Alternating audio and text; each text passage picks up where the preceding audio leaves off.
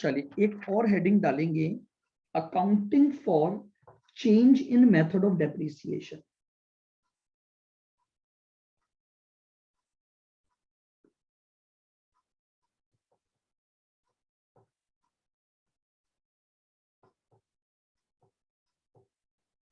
Accounting for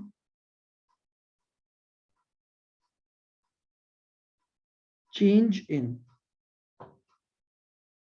accounting for change in method of depreciation।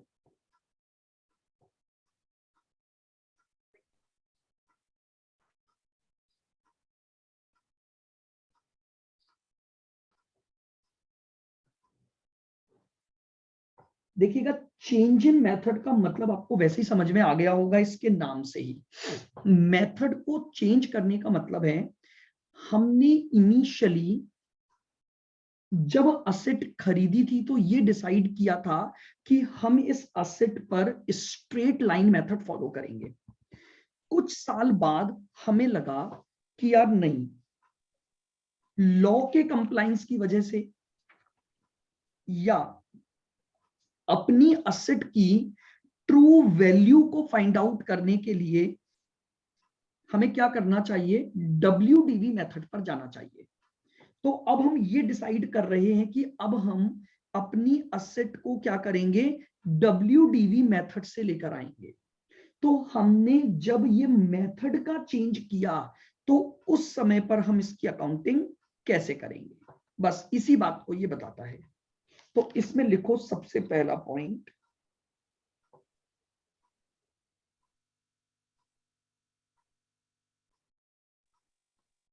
As per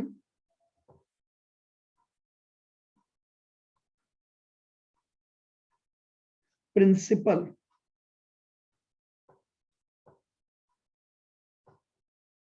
of consistency,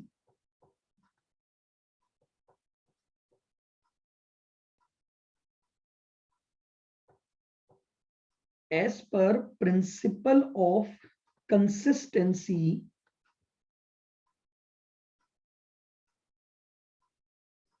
method of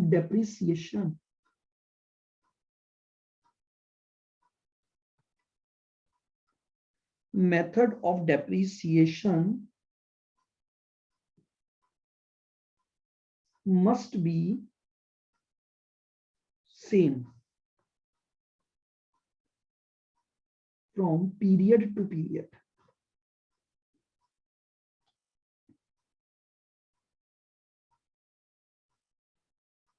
बचपन में आपने एक principal पढ़ा था, कंसिस्टेंसी का प्रिंसिपल। कंसिस्टेंसी का प्रिंसिपल ये कहता था कि भाई आपको अपनी अकाउंटिंग करते समय जो रूल्स है ना वो कंसिस्टेंटली फॉलो करने चाहिए।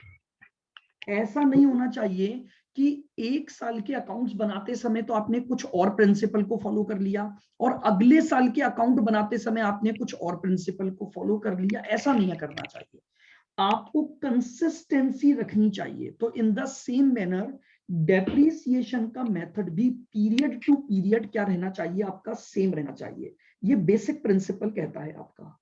लिखे कौन सा प्रिंसिपल है सर ये वैसे? कंसिस्टेंसी का प्रिंसिपल। कंसिस्टेंसी अकाउंटिंग में होनी चाहिए। आप जो अकाउंटिंग पॉलिसीज फॉलो करते हो, नाम ही यही है, प्रिंसिपल ऑफ कंसिस्टेंसी। आप जो अकाउंटिंग पॉलिसीज या मेथड फॉलो कर रहे हैं वो पीरियड टू पीरियड सेम रहना चाहिए। लिखे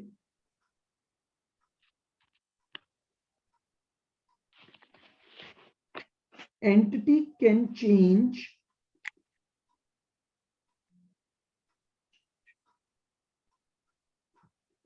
method of depreciation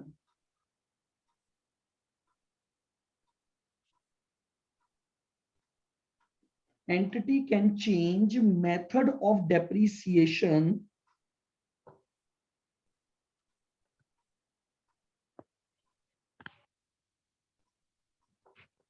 in the following situation।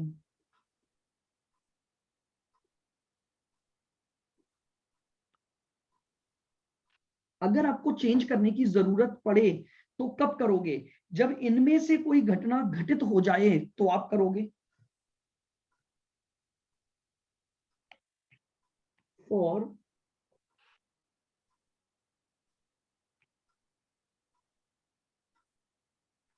Compliance of law, law को कंप्लायंस करते हुए, यानी अगर मान लीजिए लॉ में कोई चेंज आ गया और लॉ ने बोला कि नहीं भैया नहीं, अब तो आपको ये चेंज करना ही पड़ेगा, तो लॉ की वजह से मुझे अगर ऐसा करना पड़ा तो मुझे बिल्कुल बिल्कुल करना पड़ेगा, मैं उसमें कुछ नहीं कर सकता।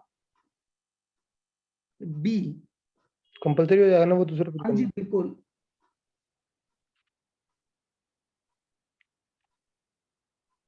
फॉर कंप्लायंस ऑफ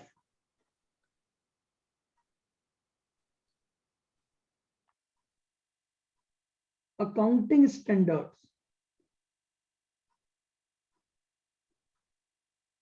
अगर अकाउंटिंग स्टैंडर्ड में कोई चेंज आ गया, यानी बेसिकली कोई नई अकाउंटिंग अगर आपको आ चुकी है, तो फिर आपको उसको अगर फॉलो करना है तो आप मेथड को चेंज कर सकते हो। ठीक है, अकाउंटिंग स्टैंडर्ड्स क्या होते हैं? बेसिकली अकाउंटिंग करने के कुछ पैमाने निर्धारित किए गए हैं, ये आप इंटर लेवल और फाइनल लेवल में जाकर पढ़ते हैं। तो आपके जो अकाउंटिंग स्टैंडर्ड ने बोला कि भैया आपको ऐसा काम करना है, तो फिर वो काम आपको करना ही पड़ेगा, तो उसको कंप्लाई करना है तो भी आप मेथड को चेंज कर सकते हो। और तीसरा, फॉर बेटर प्रेजेंटेशन,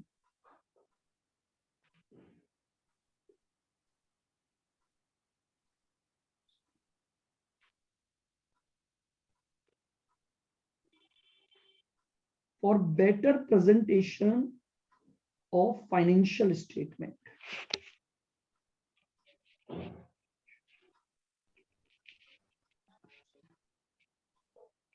या फिर आपको लगता है कि आपके फाइनेंशियल स्टेटमेंट सही नहीं रिफ्लेक्ट हो रहे हैं, ट्रू वैल्यू नहीं रिफ्लेक्ट हो रही है, तो आप उन फाइनेंशियल स्टेटमेंट को बेटर बनाने के लिए भी आप क्या कर सकते हो, आप ये काम कर सकते हो, तो भी आपको ये काम करना अलाउड है कि भाई हाँ हम अपने मेथड को चेंज कर सकते हैं। मैं सेकंड वाला पॉइंट दोबारा समझा दीजिए। सेकंड है कि अकाउंटिंग स्टैंडर्ड में कोई चेंज आ जाए।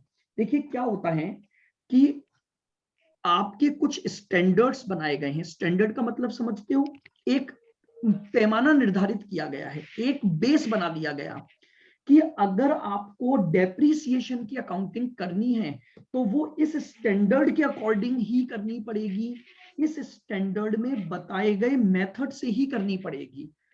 अब आप मान लो कुछ और फॉलो कर रहे थे, लेकिन इसने बोल दिया नहीं फॉलो इसी को करना है, तो आपको अपना मेथड चेंज करना पड़ सकता है। जैसे मान लो फॉर एग्जांपल, कई बार नहीं होता कि हम अपने स्कूल में गए, अब स्कूल में जाके हमारे टीचर ने हमें एक बात बताई कि भैया तुम्हें आंसर इसी तरह से देना है। अब आपने कुछ और मेथड फॉलो कर लिया, टीचर ने आपको समझाया, बोले नहीं आपको इसी तरीके से उसको दिखाना पड़ेगा, समझ रहे हो? तो अब आपको अपना पैटर्न चेंज करना पड़ेगा आंसर को लिखने का। Yes sir.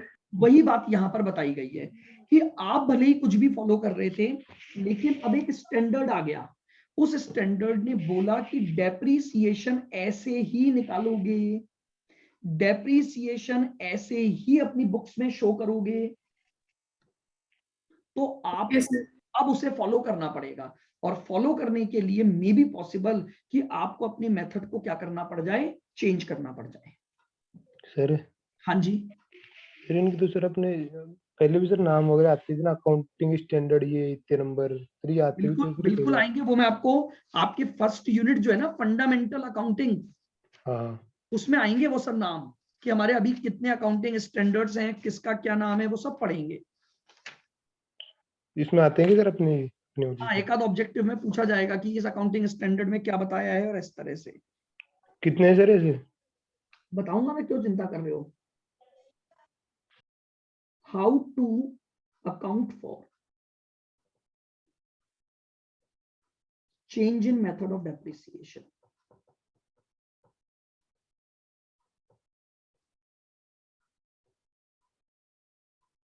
आइए, अब हम बात कर रहे हैं कि चेंज इन मेथड की अकाउंटिंग कैसे करेंगे। तो how to account for change in method of depreciation.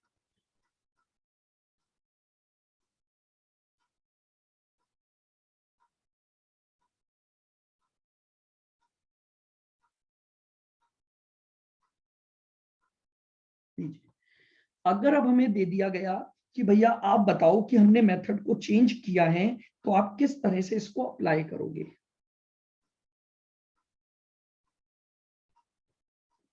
Step 1,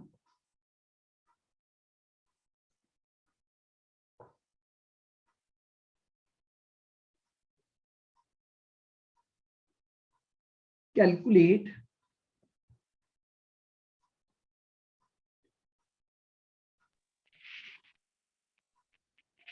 depreciation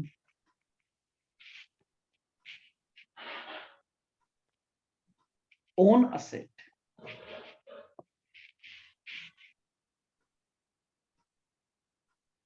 from the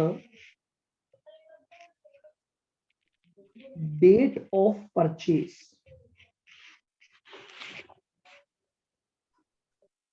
Calculate depreciation on asset from the date of purchase till date of change in method.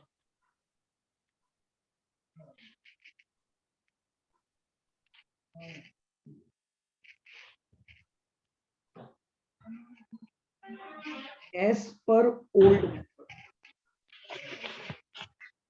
ये आपकी पहली step बनेगी। समझना मेरी बात को। आपने जिस दिन से असेट खरीदी थी और वहां से लेकर आज जिस दिन आप मेथड चेंज करना चाहते हो, वहां तक का डेप्रीसिएशन निकालो as per old method. Old method को फॉलो करते हुए, ध्यान से सुनना, ओल्ड मेथड को फॉलो करते हुए आपको क्या निकालना है, डेप्रीसिएशन कैलकुलेट करना है। कहां से कहां तक का, परचेज की डेट से लेकर और मेथड के चेंज होने तक का ओल्ड मेथड से निकालोगे। फिर स्टेप 2, सर इसका क्वेश्चन करवाओगे सर? क्या बोल रहे हो सर? ऐसे तो सर पता ही नहीं चल रहा सर कौन सा ओल्ड मेथड है कौन सा न्यू तो मेथड। क्वेश्चन से पता लगेगा। पहले स्टेप तो लिखो, क्वेश्चन करोगे कैसे बिना उसके। वो क्वेश्चन बताएगा ना कि ओल्ड मेथड कौन सा था और नया मेथड कौन सा है। आपको ऐसे कैसे पता लगेगा ये बताओ। क्वेश्चन बोलेगा ना कि आप ये मेथड काम में ले रहे थे, अब ये मेथड काम में लेने लग जाओ। पूरा होने तो आपको समझ आएगा, थोड़ा सा टाइम दो उसको। सेकंड लिखो,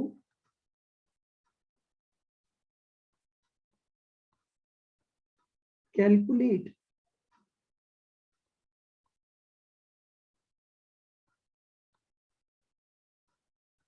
depreciation on asset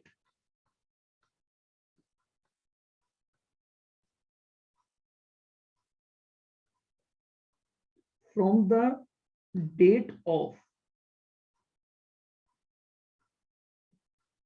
purchase till date of change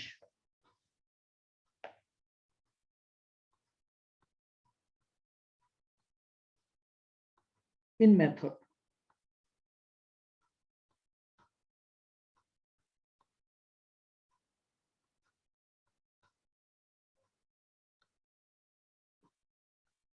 as per new method. अब दोबारा से डेप्रिसिएशन निकालेंगे नए मेथड से। कहां से कहां तक का, जब से हमने असेट खरीदी थी वहां से लेकर और चेंज का। यानी अगर शुरुआत से ही हमने वो नया मेथड लगाया होता तो हमारा क्या डेप्रिसिएशन इस असेट का बनता। Step 3,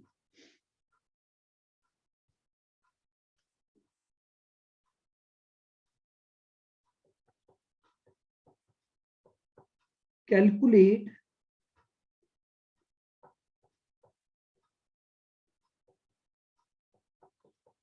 difference in both depreciation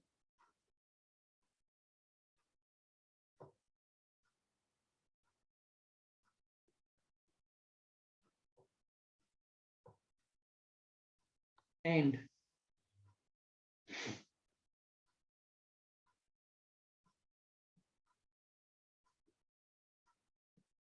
treatment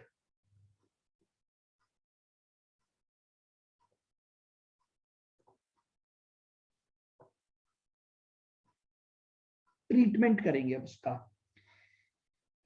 अब ट्रीटमेंट क्या करेंगे, ध्यान से सुनो मेरी बात को।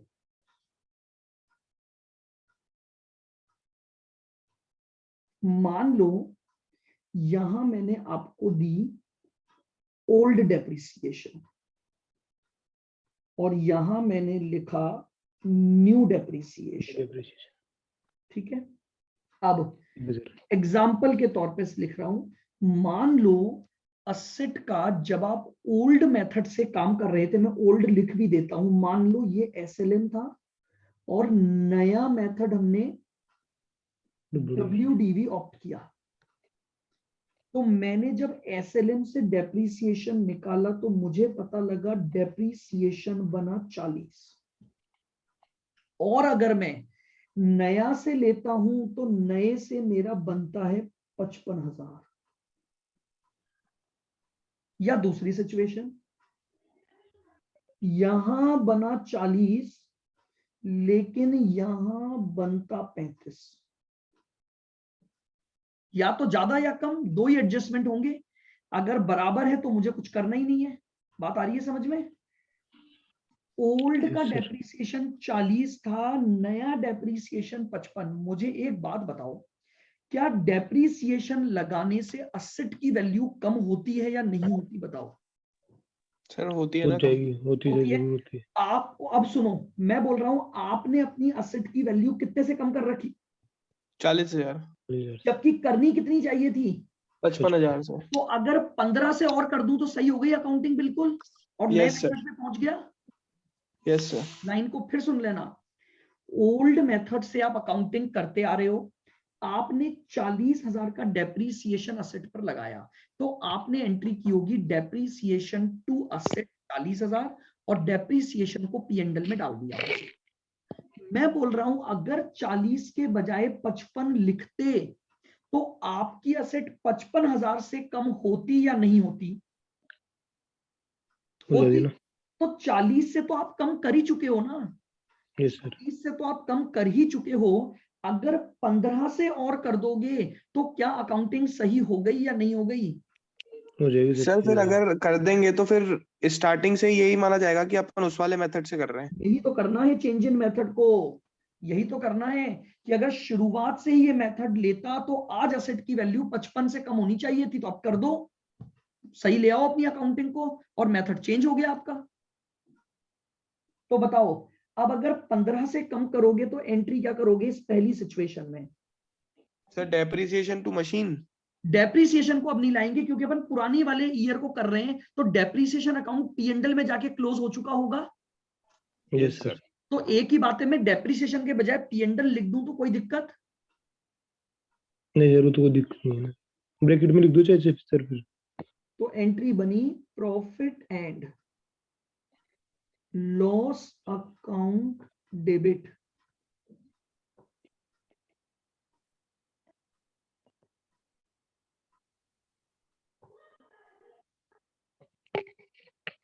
ये एंट्री कर दूंगा मैं पहले केस में। तो आ रही है मेरी बात समझ में? Yes sir. ब्रैकेट में डेप्रिसिएशन लिख दे तो क्या दिक्कत है? नहीं, एक्चुअली में देखो डेप्रिसिएशन अकाउंट खोल नहीं सकते आप, समझो बात को, समझो आप अपने समझने के लिए कुछ भी लिखो बट अकाउंटिंग का लॉजिक तो समझो। आपने जब 40,000 का डेप्रिसिएशन रिकॉर्ड किया तो उसको इमीडिएटली P&L में डाल के क्लोज कर दिया। Yes sir. तो डेप्रिसिएशन तो पिक्चर में है ही नहीं ना, वो तो क्लोज हो गया। अब वो डेप्रिसिएशन गया कहां था? क्योंकि बैलेंस शीट में तो P&L में गया होगा वो। Yes sir. तो मैं उसी को ठीक करूंगा, P&L को डेबिट करके असेट को क्रेडिट कर दो। अकाउंटिंग जो चल रही है ना वो सही होनी चाहिए। आओ ठीक है। अब मुझे बताओ, मैंने चार्ज कर दिया था 40, बनता था 35, तो मैंने ज्यादा लिख दिया कि नहीं लिख दिया? यस सर, ज्यादा लिख दिया। लिख दिया। कम कर दो, कम करने के लिए क्या करूं? Sir asset to PNL. बिल्कुल, असेट को तो अंदर। डेबिट, क्यों? क्योंकि असेट बढ़ानी पड़ेगी मुझे 5000 से, यस सर। और प्रॉफिट भी बढ़ाना पड़ेगा, तो 2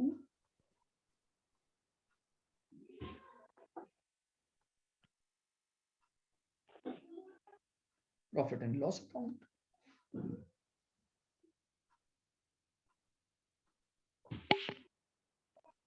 ये लो, ये मेरी एंट्री हो गई। कुछ नहीं किया, बस मेथड की वजह से जो इंपैक्ट आया उसको पीएनएल के थ्रू मैंने क्या कर दिया, एडजस्ट कर दिया। सिंपल सा तरीका बताया गया। ओल्ड मेथड से पूरा डेप्रिसिएशन निकाल लो, उसके बाद न्यू मेथड से पूरा डेप्रिसिएशन निकाल लो। अब आपने ओल्ड और न्यू दोनों से मिलाकर जो डेप्रिसिएशन निकाला उसका डिफरेंस ले लो, और उन डिफरेंस के हिसाब से अपनी अकाउंटिंग कर दो कि भैया वो जो डिफरेंस है उस अकॉर्डिंग हम इसको कैसे करेंगे। अगर मैंने कम डेप्रिसिएशन चार्ज किया हुआ है तो रिमेनिंग और चार्ज कर दो और असेट की वैल्यू को कम कर दो, और अगर मैंने ऑलरेडी ज्यादा चार्ज किया हुआ है तो मैंने असेट की वैल्यू तो ऑलरेडी कम कर रखी है, उसको बढ़ा दो और पीएनएल को क्रेडिट कर दो। नीचे कर दो सर, एक बार नोट कर ले। लिख लो इस बात को।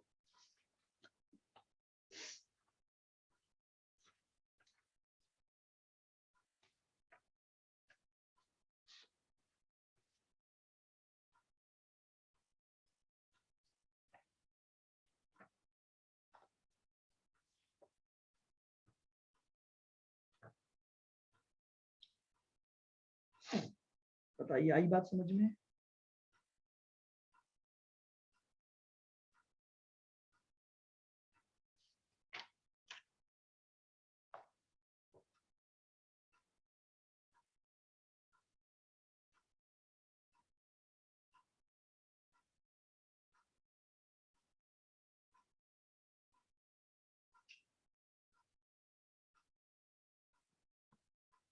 लिखो एक example.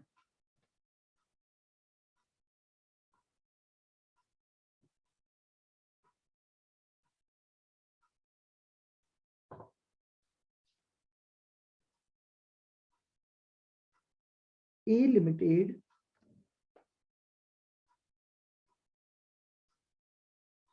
purchased.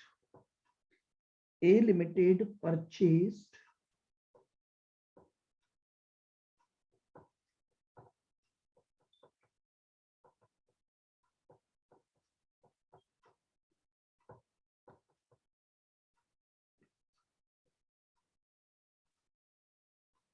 for rupees 2 lakh. एक असेट आपने परचेस की थी 2 लाख रुपए पर।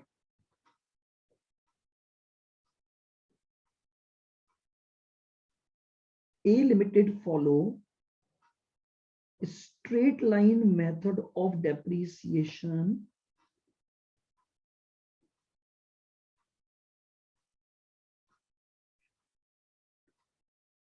at the rate 10% per annum।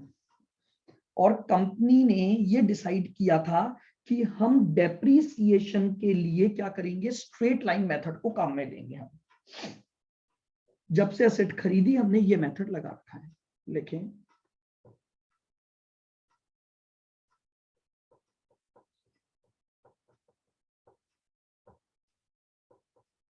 A limited 1 अप्रैल 21 को A Limited decide to change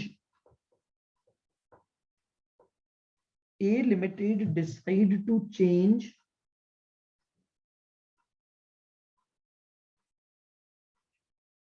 method of depreciation।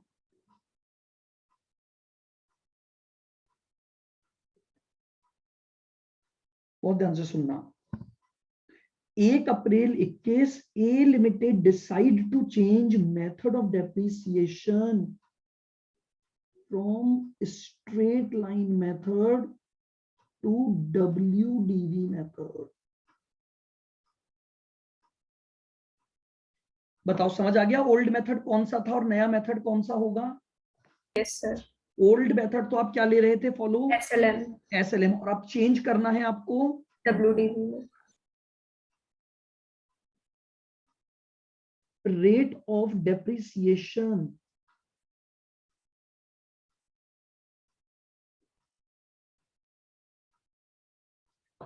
remains same.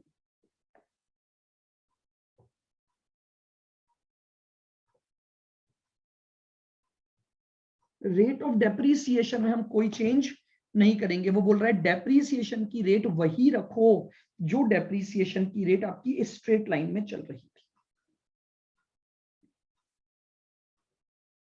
बाकी तो सब वही रहेगा, मतलब सर इसमें खाली मेथड ही चेंज होगा। नहीं, कोई जरूरी नहीं है, मैं 15 भी कर सकता हूं इसको, कुछ भी वो तो कर अमाउंट सकते पे, हैं, ऐसा कुछ नहीं है कि 10 ही रहेगा। वो तो परसेंटेज के ऊपर डिपेंड करता है ना। हाँ,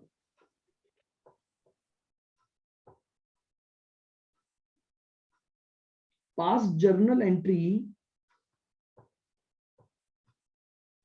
टू गिव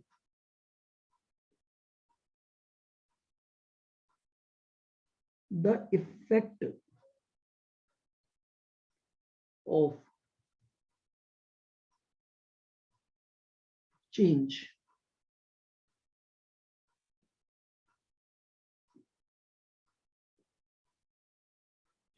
in method.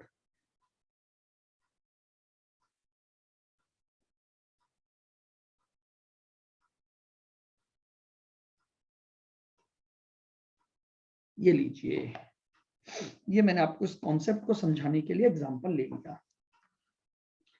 चलिए अब सर देखो, हाँ जी, सर जब मेथड चेंज होता है तो अकाउंट नहीं बनता मशीन जैसे क्यों नहीं असेट बन अकाउंट। सकता? कुछ भी बन सकता है। देखो मैं आपको एक चीज बताता हूं, लेकिन अब आपके अकाउंट बनाने के क्वेश्चन नहीं आएंगे ना पेपर में। जी सर। भाई अब तो आपको जैसे ये क्वेश्चन दे दिया, अब वो एंट्री भी हो सकता है नहीं पूछे, आपको केवल ये पूछ ले कि भैया अमाउंट बताओ, कितने अमाउंट का इफेक्ट अब डालना पड़ेगा।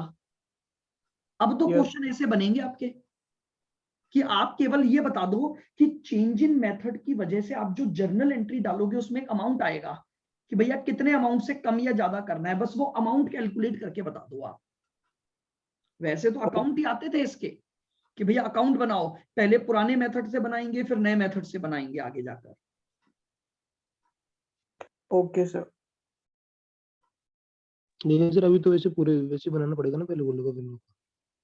क्या? अभी तो आप जो बनाओगे। हाँ, मैं तो स्टेप बाय स्टेप चलता जाऊंगा। देखो अब सबसे पहली स्टेप मुझे निकालना है depreciation as per old method. कब से कब तक का? जिस दिन से असेट खरीदी, यानी 1 अप्रैल 2018 से 31 मार्च 2021 तक का निकालूंगा।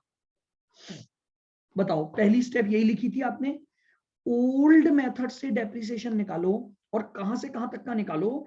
जिस दिन आपने असेट खरीदी वहां से लेकर और जिस दिन क्या हुआ, चेंज इन मेथड आया, वहां तक का।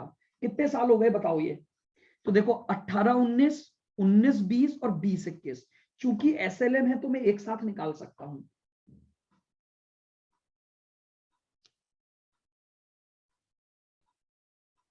सर 60,000। 2 लाख की असेट, उस पर 10% डेप्रीसिएशन इनटू 3 साल। 60,000। ये लीजिए, मेरी स्टेप नंबर 1 आ गई। तो यार सर कोई बोल रहा है। क्योंकि ओल्ड मेथड जब मैं फॉलो करूंगा तो स्ट्रेट लाइन है, और आपको ये पता है कि स्ट्रेट लाइन में केवल ओरिजिनल कॉस्ट पे लगता है, तो हर साल 20-20 हजार लगेगा, तो 3 साल का हो गया 60,000। ये मेरी स्टेप 1 आ गई। आओ स्टेप 2।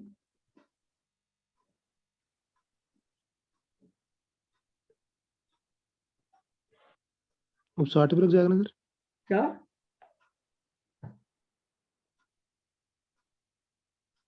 डेप्रीसिएशन एज पर न्यू मेथड 1 अप्रैल 18 से 21 तक। अब दोबारा निकालूंगा लेकिन अब की बार नए मेथड से जो कि WDV है। तो सबसे पहले लूंगा कॉस्ट एज ऑन 1 अप्रैल 18। ये मेरे पास आ गया 2 लाख, जो मेरी 1 अप्रैल 18 को cost I, less depreciation for 18-19 20,000। तो मेरी WDV ऑन 31 मार्च 19 180 आ गई,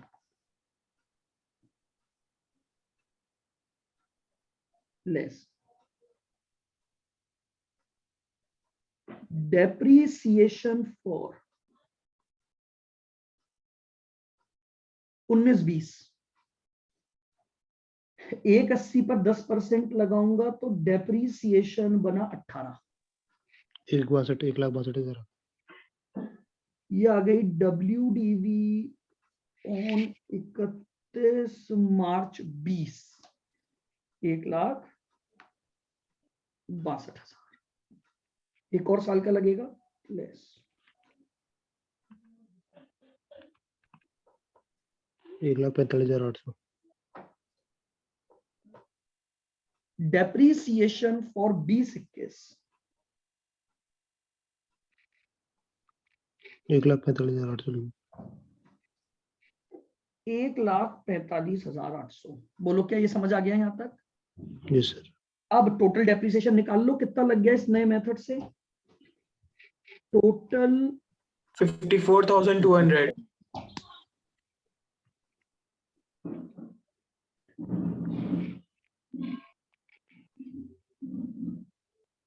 टोटल डेप्रीसिएशन एज पर न्यू मेथड।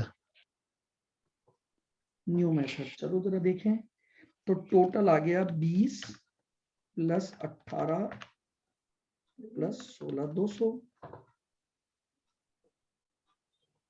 अब देखो ओल्ड से हम कितना लगा चुके हैं, 60। ओल्ड से हम कितना लगा चुके हैं, 60। जबकि नए के अकॉर्डिंग कितना लगना चाहिए था, 54। हमने एक्स्ट्रा लगा दिया कि नहीं लगा दिया? Yes sir. कितना एक्स्ट्रा लगा दिया तो निकालो। 5,800। फिर 54,200 वाला एक बार बताना। टोटल कर लो, पहला डेप्रीसिएशन, दूसरा डेप्रीसिएशन और तीसरा डेप्रीसिएशन। ठीक है sir.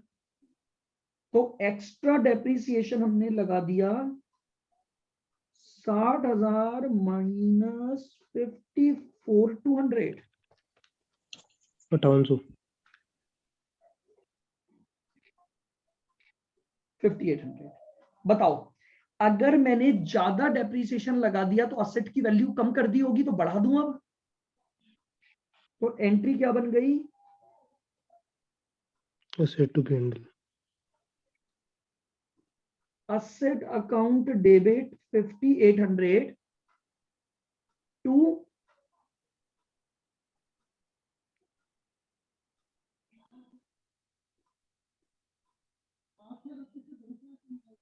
Profit and loss account. ये लो भाई, ये मैंने एंट्री डाल दी। बताओ क्या ये टॉपिक समझ आ गया अब आपको? कुछ नहीं करना है, 3 स्टेप लगानी है। स्टेप सर ये 1 लाइन क्या है, यहाँ से कौन सी लाइन है? 1 अप्रैल 2021 ए लिमिटेड। क्या इक्वेशन में ये कौन सी दी हुई है यहाँ से? यही तो बताया उसने कि 1 अप्रैल 21 से आपने डिसाइड किया कि मेथड चेंज करोगे और SLN की जगह WDV लगाओगे, इसी वजह से तो ये सारी अकाउंटिंग हुई। तो भाई रूल नंबर 1, सबसे पहले असेट के खरीदे जाने से लेकर, असेट के खरीदे जाने से लेकर कहां तक, चेंज ऑफ मेथड तक ओल्ड से निकाल दो। फिर असेट के खरीदे जाने से लेकर चेंज होने तक का न्यू मेथड से निकाल दो और उसका इंपैक्ट ले लो कि भैया क्या चेंज आएगा। तो स्क्रॉल डाउन कर दीजिए। हाँ जी बिल्कुल। सर एक बार ऊपर से दिखा दो ना, बिल्कुल सर नहीं ये दिख 5800 रुपए 1,45,800 में प्लस आएंगे। बिल्कुल, यानी अब जब फ्यूचर का पहले अपन जब एंट्री करेंगे तो उससे एसेट की वैल्यू बढ़ गई यस और सर। अब आगे का डेप्रिसिएशन इस नई वैल्यू पर मिलेगा। ऊपर से दिखाऊं कहां से, बिल्कुल स्टार्टिंग से। ये लो, सॉल्यूशन से। ये रहा सॉल्यूशन पूरा।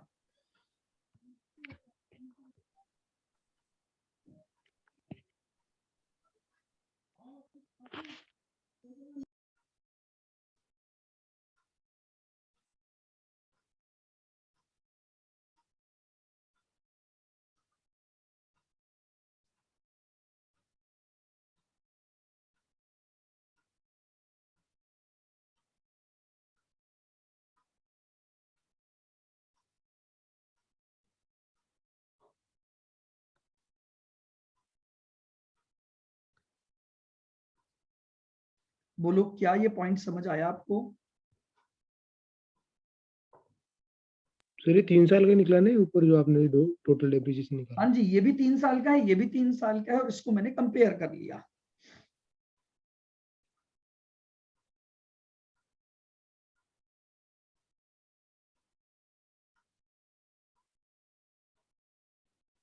चलिए